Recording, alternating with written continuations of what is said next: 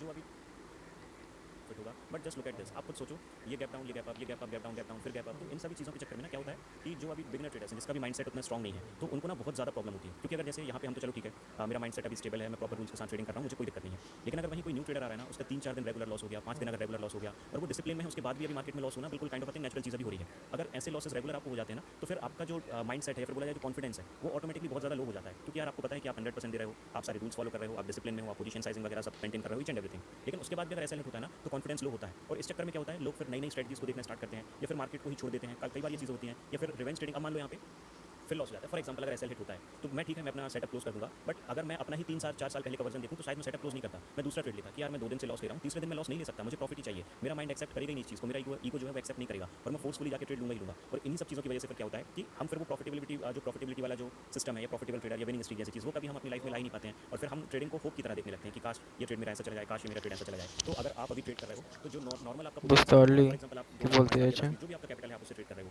उसका आधा कर दो आप कैपिटल। अगर आपको मार्केट में सर्वाइव करना है, पोजीशन साइजिंग अभी मार्केट की जो कंडीशंस हैं उसके हिसाब से आप आधी पोजीशन साइजिंग कर दो, आधी क्वांटिटी से ट्रेड